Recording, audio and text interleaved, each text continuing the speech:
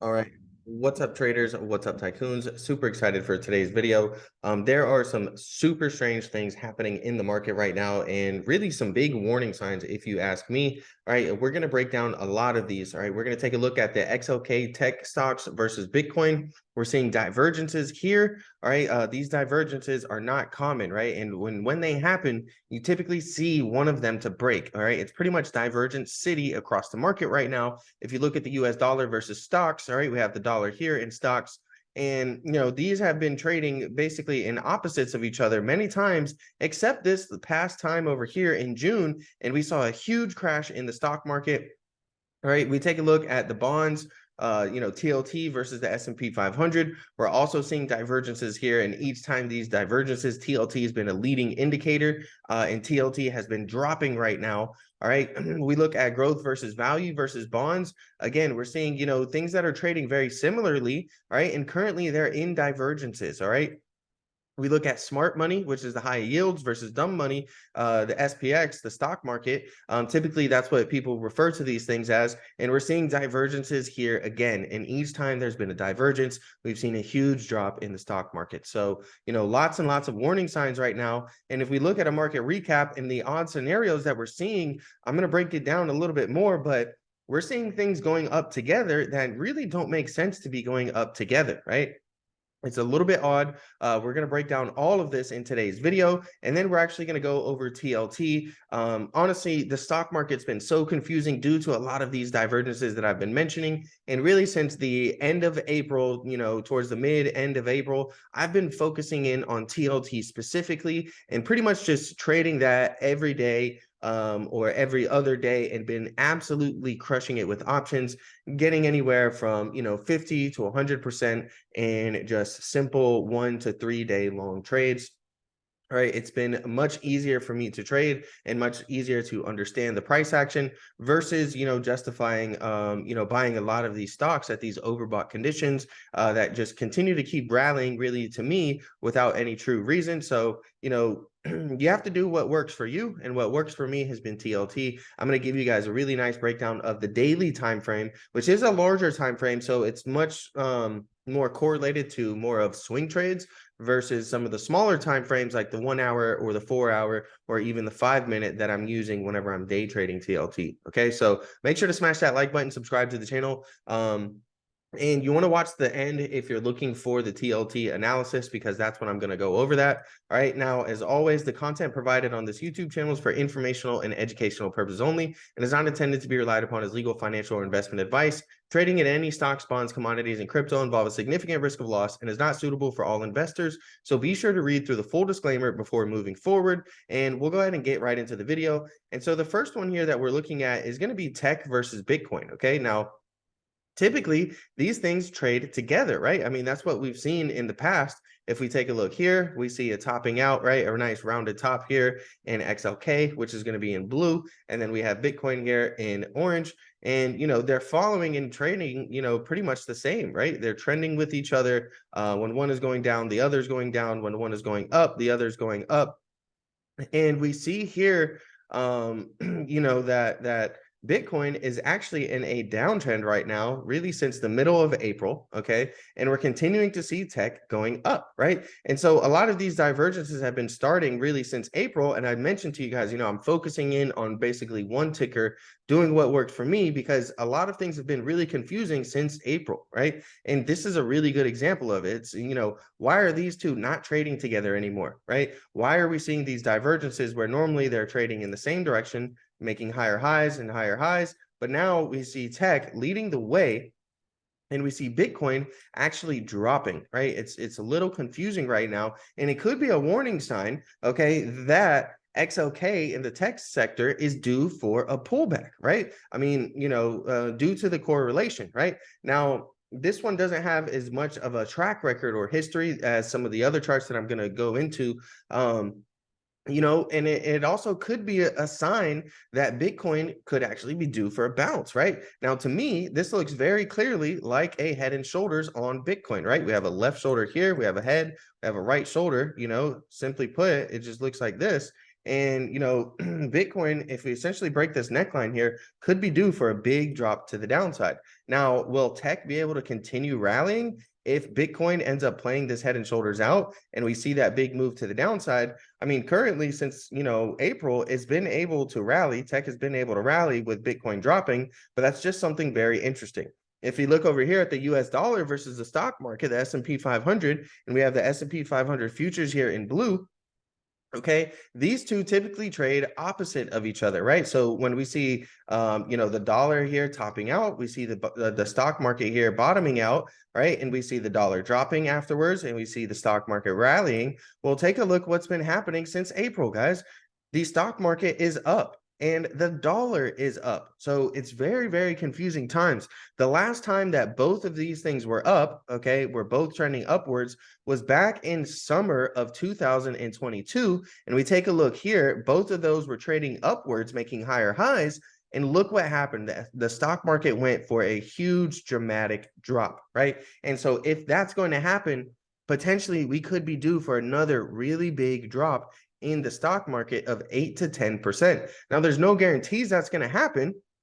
Okay, all we can do is just try to make the best assumptions based on the data available. And this is the data that I'm looking at, guys, is that, we're seeing this weird trend where the dollar is rising, the stock market is rising. And the last time this happened was in summer of 2022, and it led to a big drop in the market. If we take a look here at bonds versus stocks, okay, so essentially this is TLT versus the stock market. And anytime there's been a divergence between these two where they're not trading together, okay, TLT has been the leading indicator and the stock market has followed afterwards. Okay, so what we're going to do is we're going to take a look. Now, TLT is going to be in black here and the S&P 500 futures are going to be in blue. And we can see when the S&P is making higher highs and TLT is making lower highs, TLT was actually the leading indicator and the stock market had a very dramatic drop to the downside afterwards. And here, when TLT was making higher lows in an uptrend and the stock market was making lower lows, we actually see the stock market followed again and TLT was a leading indicator and we saw a sharp pop in the stock market. Over here, stock market is making higher highs, TLT is making lower highs, and we end up seeing TLT as a leading indicator get a sharp drop in the stock market. Over here, same thing. Stock market making higher highs, TLT making lower highs, and we see a sharp drop. Then shortly afterwards, we see TLT going up. We see the stock market continuing to go down. And what do you see? The stock market's been rallying ever since. And yet again, we're in this point, and really this has been one of the longest divergences in really in the time scale, right? If we take a look at these and we just look at the time period, right? All right, and look at how long these bubbles are. Okay, we can see the size of these bubbles. These ones are a little bit smaller, right? This one's a little bit smaller. This one is a little bit longer, okay, a little bit longer.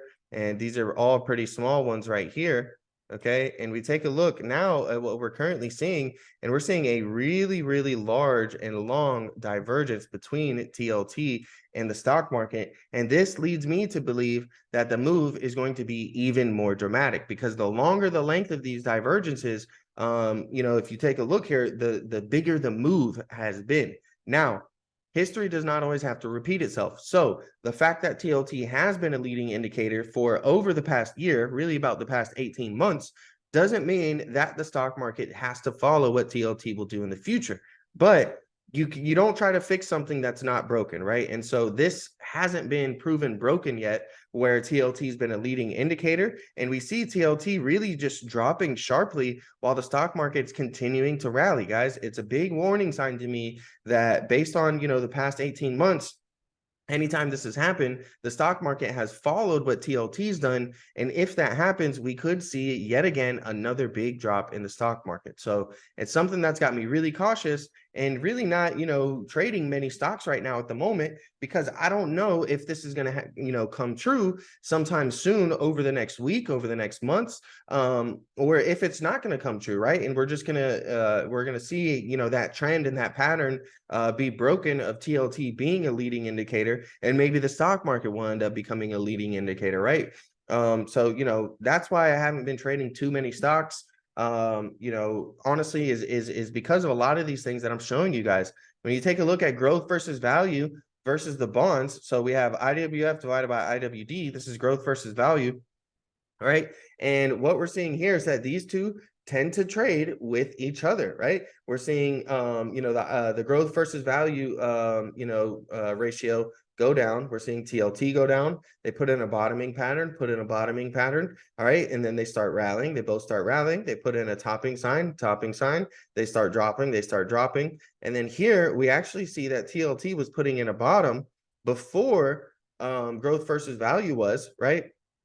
And we see this strong uptrend in the growth versus value ratio, right? So yet again, TLT is another leading indicator for the markets, all right? Because look, take a look, right? We see it bottom out before, and then meanwhile, the market is still going lower. And sure enough, what happens? Okay, the market ends up rallying really strongly. And TLT, was that leading indicator there. But since then, all right, what we see is that we've seen TLT continuing to go down while the growth versus value ratio is continuing to head up. So, does this mean that TLT is lagging behind and TLT is due for a sharp move upwards? Or does this mean that the growth versus value ratio is due for a drop because, there's a divergence, right? The last time we saw a divergence, we saw that TLT was a leading indicator and that the growth versus value ratio actually ended up starting rallying after TLT bottomed out and that index, that ratio continued to drop, right? Now, if we look at smart money versus dumb money, okay, and so smart money, quote unquote, is what they like to call the high yield, right, which is HYG. Okay, this is the high yield bond ETF. And since 2022 has started, right? So if we take a look here, this is going to be 2022. Okay, exactly right here. Right, so this is 2022. And anytime there's been a divergence between these two as well, HYG has been the leading indicator also, okay? Yeah, keep in mind, all right, the reason they call this smart money, one of the reasons is because the bond market is much more massive than the stock market, okay? It is many, many times larger, than the stock market when it comes to capital, right? And the amount of capital in the bond market. So, that's kind of why they call it smart money, okay, versus dumb money, because you have a lot of institutions, a lot of hedge funds, a lot of corporate investors, okay, focused in and, really dialed in into the bond market. All right. And, generally you have more of retail focused in on the S&P 500 and stocks in general. So, that's where one of the sayings of smart money versus dumb money comes from. But we have the SPX right here, which is the S&P 500 index in orange. And then we have HYG, the high yield corporate bond ETF. And what we're seeing again is that when the stock market is making higher highs and HYG, okay, is making lower highs, what do we see? Sharp drop in the stock market, right? And that's happened many times, right? Over here, again, we see higher highs in the stock market and we see lower highs in HYG and we get a sharp drop in the stock market afterwards, right? And again, look at how long this divergence is compared to some of the divergences in the past, right? It's much larger, much longer of a divergence between these two. And we're seeing smart money breaking down, making lower highs, while dumb money, the stock market, continues to go up higher. Now, that's not to call anyone dumb in this video who's investing into the stock market and not the bond market, okay? I too would fall into that category of dumb money, but this is just, something that people refer to, and it's, again, just a really good indicator of what potentially could be due for the stock market, right? Now, we've gone across these across multiple charts, guys, many different ratios and many different comparison charts, and we're seeing lots of the same divergences. We're seeing things doing things that they haven't been doing and really creating these divergences that's sending out a huge warning sign to me that something big is about to happen. Now, we don't know which side is going to break, right? Is the stock market going to break, or some of these other comparisons going to break, right? Are we going to start seeing bonds and bond funds really start to rally, right? Are they lagging behind this time, right? Is HYG lagging behind, and is HYG due for a big rally? Is TLT due for a big rally, right? It doesn't only have to mean doom and gloom for the stock market. And if you've been trying to short this doom and gloom narrative based off of these, divergences, it's been pretty painful for you, right? Because we haven't really seen them play out the way that they have played out in the history. And, history eventually is going to stop repeating itself and these patterns will eventually break. But we don't know when, right? It hasn't been confirmed broken yet. And now what we're seeing is just, we're seeing this across multiple different charts, not just one particular chart, right? And if we go and give you guys a quick market recap and go over the odd scenarios that we're looking at, what we have here is the TNX, which is the 10-year treasury yield, right? So, that's basically your interest rates, okay? We have Dixie, DXY, the US dollar. We have SPX. It is very rare, guys, and honestly pretty weird to see the S&P 500, the US dollar, and treasury rates all going higher. And look at how much TNX has gone up in May, right? TNX has really been on a big rally here. The dollar has been breaking out, and we're seeing the stock market breaking out. It's really, really confusing, right? And so, with high interest rates, you would expect to see bond funds going down. So we do see HYG is down. We do see TLT is down. HYG is in blue. TLT is here in this purplish color. And take a look at gold, guys. Gold has been dropping, right? It hit its peak and made those new all-time highs, and gold futures are dropping now. We're seeing Bitcoin dropping now as well. And it's really just an odd scenario, right? I mean, you would kind of expect some of these things to be going down with interest rates going up and the US dollar going up. But the stock market is holding really, really strong at these levels. And we're seeing, the dollar, the stock market, and interest rates rise at the same time. That's not going to continue forever. Eventually, this is going to break. And one or two of those things are going to be due for a massive move in the opposite direction to auto correct and correct itself from these odd scenarios.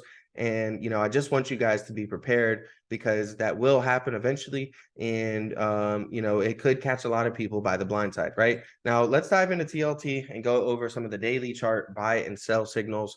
Now, to start off, okay, the chart may look a little complex, right? Don't focus too much on the candlesticks right now at the moment. What I really want you to pay attention to actually is going to be the indicators that I'm using, right? Now, there are many different indicators to use. There's even different versions of the following indicators that I'm showing you guys. But I like to keep things as very simple as I can on YouTube to make it easy to digest. And the MACD and the RSI are going to be two things that really help you and give you an edge. Okay, remember, trading is like going to battle. It's like going to war. Right. And, you want to have the best odds of success on the battlefield. Right. So what you do is you equip your army, and, your army. And in this case, your army is your money. OK, so you need to equip your money and your soldiers with the best weapons to increase their odds of success on the battlefield. And then you have to train them. OK, and make sure they actually know how to use those weapons. OK, so the MACD and the RSI are going to be two weapons that you can add to your army of dollars, okay, and really help give them an edge on the battlefield that is trading. So that way you can increase your odds of success on the battlefield, right? Now, what you want to look for in the MACD is this red line crossing below or crossing above. Okay, this is typically known as an entry or an exit signal, right? So when we see TLT and the red line on the MACD cross down below this yellow line here on the daily time frame, this is known as an exit signal, right? And we can see where this happened right up here at this time period. And TLT had a very sharp drop, okay, of about $7, right? Now, that doesn't seem like a big dollar amount, but for TLT, that's a pretty dramatic drop. And if you are trading option contracts, that is highly, highly profitable, guys, if you can capitalize off of these movements. Now, I'm not trying to encourage anyone to trade options. Options are extremely risky, and you can lose a lot of money if you don't know what you're doing and don't understand how to choose strike prices and expiration dates. But me myself, I really love trading options, and TLT has just been a game changer for me really over the past year. It's been so volatile due to the really high interest rates and the high Fed funds rate that it's provided a really nice trading ground for me. And it really respects some of the technicals, right? Remember, I talked about the bond market being much more massive than the stock market. And when they're seeing a lot of the buy signals or a lot of the sell signals, I'm seeing them too, right? And so, they're going to potentially, trade or buy and sell off of these certain conditions. And they've been respecting the conditions really well, right? If we take a look, when we see the red line curl back up above the yellow line, we end up getting a strong push to the upside. right? And then we see the red line cross down below over here. Again, that's a sell signal. And we see a sharp drop to the downside. We see the red line curl above the yellow line, buy signal, strong move to the upside. Over here, we got another sell signal, strong move to the downside. And most recently, we had these question marks here because the red line on the MACD kept curling up and looked like it was trying to really cross back over. So we weren't sure what it was going to do. And it's actually rejected the yellow line. And now we're below zero on the MACD, which is bearish momentum. We just broke this very important trend line here. We'll get into the chart and the candlesticks a little bit more. Remember, I wanted us to focus on the indicators here first, okay? Now, the next indicator we're going to use is going to be the RSI. Now, typically, people generally look at the RSI to look for overbought and oversold conditions, right? So 30 is the oversold level on the RSI and 70 is the overbought level on the RSI. Now, that's the basics, okay? That's for beginners. What I actually want to show you guys is an example of something called a divergence, right? Now, I talked about divergence a lot in this video, but in this case, we have a bullish divergence, okay? And so specifically, if we take a look here at this moment, what we had was a low, and then we came down here and created a lower low, right? So the price of this stock ETF was going lower, clearly. Well, if we take a look here at those same points, we had a low, and then we got a higher low. So in this case, we're actually in an uptrend. So what this means is that as the price of TLT is going lower, we actually ended up gaining relative strength and increasing in relative strength. This is a very simple term known as bullish divergence, and it's an indicator you could see some bullish activity in the future, right? And so you can see we did get a strong pop to the upside that also correlated with a MACD crossover to the upside. So, once you start to combine a lot of different signals together, that's when you really have a true edge in the market. And we'll go over some more, breaking down more than just one signal at a time and combining them. I'm going to give you guys the examples of all of them. But what I want to focus on for right now is that bullish divergence, right? So now this is going to be an area of interest for us, this trend line, because we know that bulls are stepping in off of this trend line and pushing the price higher. So if we do pull back, we want to see, are we going to pull back to this bullish divergence trend line and potentially bounce off of here, right? So now this is a potential entry spot for you, right? And if you take a look, when we put in this double top over here, right, and then we ended up pulling back, right, and we ended up putting a double bottom in here, okay, we bounced off of that bullish divergence trend line, right? So that was a good area of interest. We went long here and we were able to get some very nice gains, okay? And then you take a look, we end up pulling back down again. We come to a major support level, 102.88. Went long this day on TLT because we were right at that bullish divergence trend line, and sold the next day on a swing trade, right? On a 1-day swing trade. Very nice profits as TLT went from 103.88 all the way up to about 104, 105. A big move, big swing. And again, if you guys are trading options, that's it can be very profitable if you're on the right side of the trade. Now, take a look what we most recently did, and I was warning a lot of people, hey, the more times you test these trend lines, you tested it twice, 3, 4, 5 times. The more times you test the trend line, the weaker it gets. And you need to be cautious. If we break through here, there's a strong chance we could end up breaking this trend line right here, right? We've had this triangle pattern that we've really been squeezing in, and price action has been compressing within this range. And we're looking to see where we're going to break out to the upside or where we're going to break out to the downside. So, we did break down to the downside.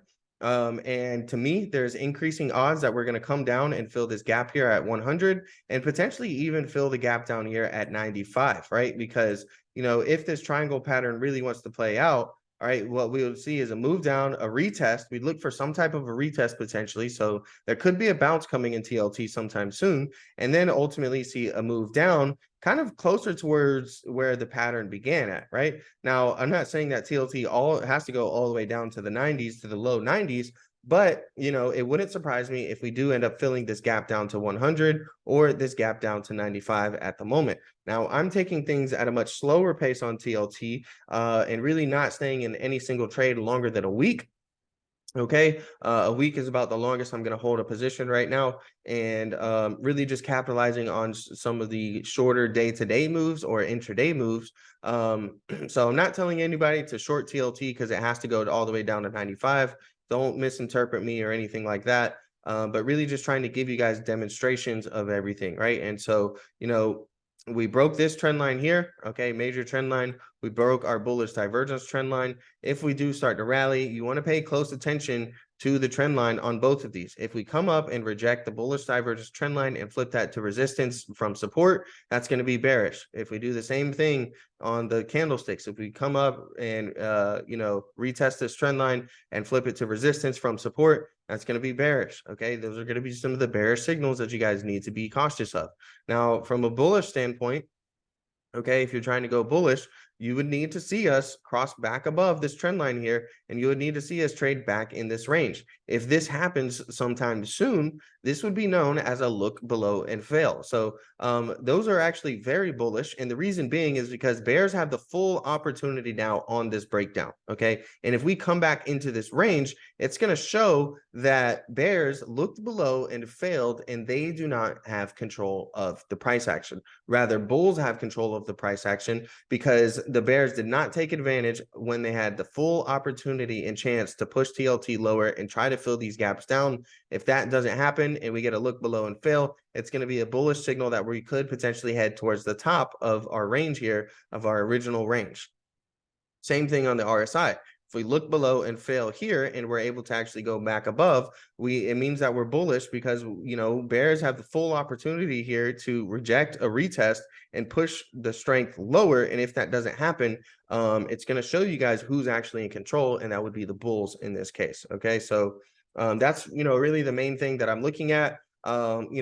Prices can be a little confusing right now. We have 1, we have 2, we have 3 gaps up on the daily time frame and 2 gaps down on the daily time frame. So right now, this is kind of no man's land, right? We're not sure if we're going to fill these gaps up first. We're not sure if we're going to fill these gaps down first. We are much closer to the first gap down than we are to the first gap up.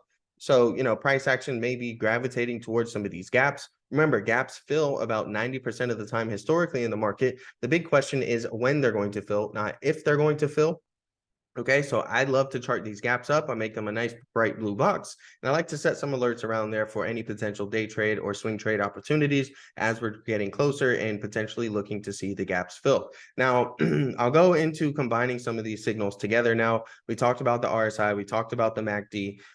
Now, let's go ahead and look right here where we had about 3 signals together. Okay, actually about 4. All right, so these 2 yellow arrows signify a double top, right? So that is signal number 1, is that we have a potential bearish chart pattern here and an M pattern, right, forming potentially because of this double top. Number 2 signal was that we also had a rising wedge right here. So just from the candlesticks alone, we're seeing about 2 potential bearish signals, okay? And in a rising wedge, what you would look for is a breakdown, retest of the trend line, and then a push lower. And that's exactly what we got. It was very textbook, right? And then we look at the MACD. We also ended up getting that MACD crossover to the downside. So that's about 3 signals right there. And if we take a look even more at the RSI, what do we see? We see lower highs on the relative strength index, while price action was making higher highs here. So we're seeing bearish divergence. That is signal number 4, right? So we're seeing 4 signals all the way up here that we could potentially get a sell-off to the downside. And if you wanted to be a more patient trader and wait for the breakdown retest, that's perfectly fine. And if you want to be more risky, you can take the position up here. And, your odds of success are going to be lower because, we could potentially break those structures and move to the upside, but your reward is going to be much greater if you catch the whole move to the downside versus someone who was a little more patient and less risky and waited for the breakdown retest and entered here and then caught the move down. So there's many different ways to play these signals, but these are some of the different signals that you guys can start putting together. Now, very shortly afterwards, what did we get? We got a double bottom indicated by these 2, yellow arrows right here. We also got a bullish chart pattern known as an abandoned baby. So, the first one is the double bottom. Number 2 is going to be the abandoned baby, which is these 3 candlesticks in particular, right? It's this one, it's this one, and then it's this one right here. So if you're not familiar with an abandoned baby, I went over this chart pattern as it was developing, and I got an 80% swing trade on some TLT options just in one single day. Now, if I would have held on to those options, it probably would have been a 300 or 400% move at least.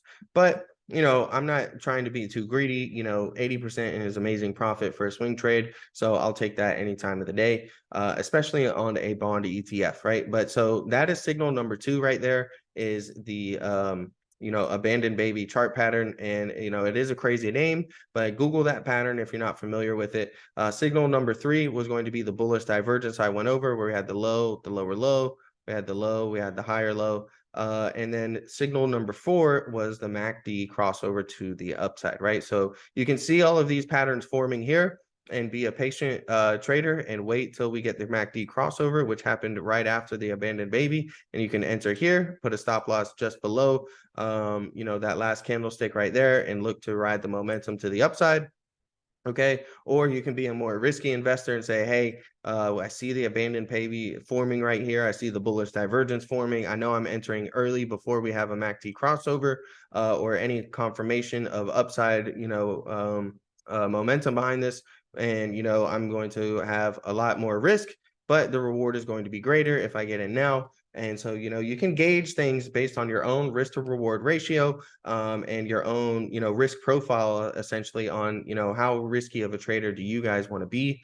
And, are you looking for, what kind of ratio are you looking for, right? A 1-to-1 ratio where you're risking $1 for every $1 you're looking to profit, or are you looking at, risking $1 to potentially gain $2?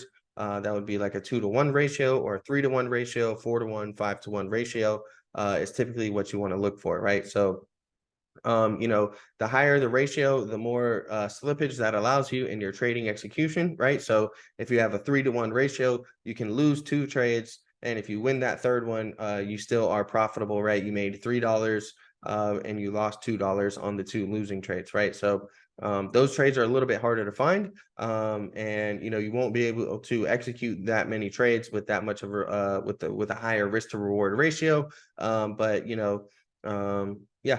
So I'm pretty much going to end the video here, guys. Kind of went on a little bit of a rant with the TA here. Let me know if you guys enjoyed it. Okay. I enjoy TA. I really love TA. And, hopefully you guys enjoyed this video. Okay. So if you did, smash that like button, subscribe to the channel, and I'm out.